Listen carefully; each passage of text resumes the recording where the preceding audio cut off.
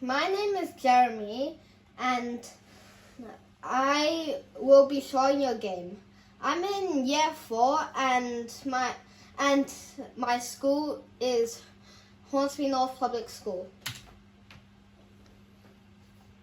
My background story is that zombies have infected the earth and my two friends have been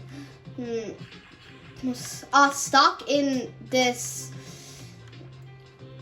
two labs, and my mission right now is to save them. These blue gems are a currency. When I get them, when I touch my base, it will show this upgrade, and this is how much money I have. When I buy an upgrade, my money decreases.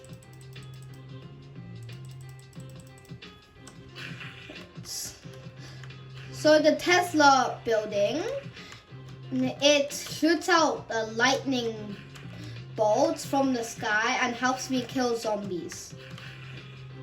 Now I'm all set to go to save my first friend, Robert.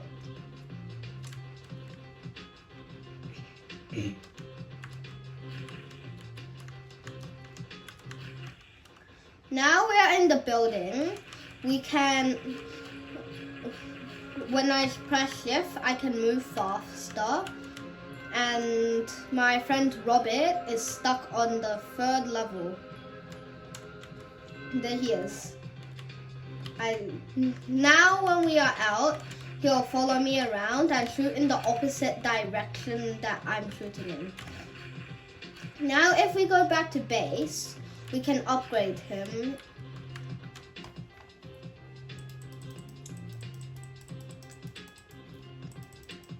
This building is called the Gem Collector. When I kill a zombie, they drop a gem, and with the Gem Collector, the gems will slowly float towards the Gem Collector. Now it's time to save my second friend, Bob.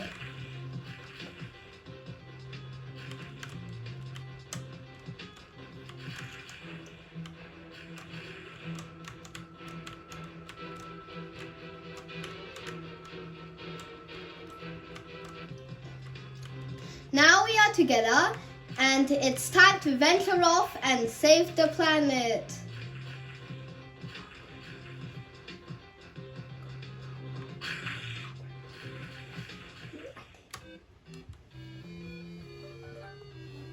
So this is my code, and I am in main.py, and I'm using Pygame.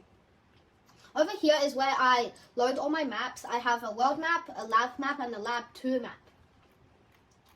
Over in the event loop, I have 3 different game states: running, upgrade, and game over.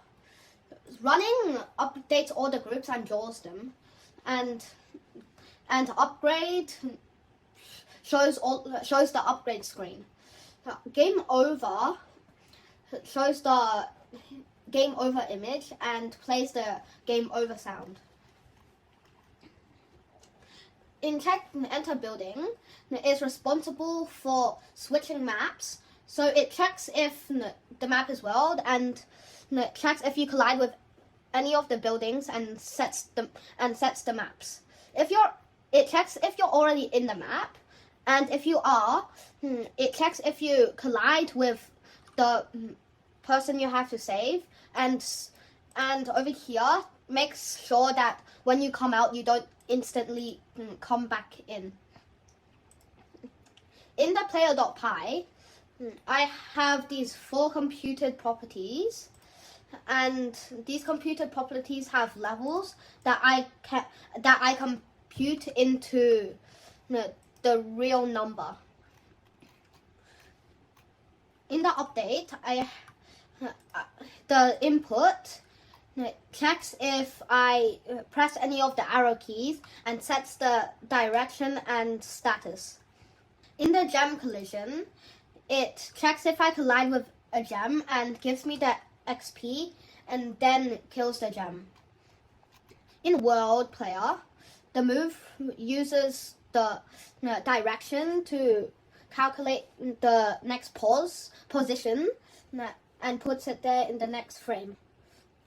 This and this part is making sure you don't go too far out into the map.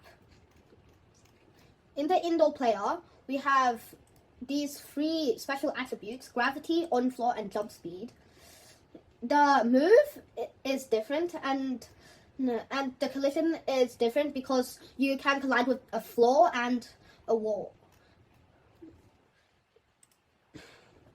In the game map, you have some groups and 2 dictionaries, and put some buildings inside the dictionary. The setup runs when you switch maps, and in setup you have a function called init player, and it inits a different player in every different map. In the spawn enemies, this part makes checks so that if the farther you go into a map, the more chance the enemies spawn. And over here, it makes it so that there's a random % chance any of these zombies spawn. In the indoor map, the spawn enemies gets overwritten to do nothing because there won't be a random % chance to spawn an enemy. In functional buildings.py, the Tesla has an attack, and when it will call this for loop. And this for loops makes it so that it randomly picks a spot in the window and shoots a lightning out. This lightning comes from this lightning class, and this lightning makes a hitbox that is erect and has 50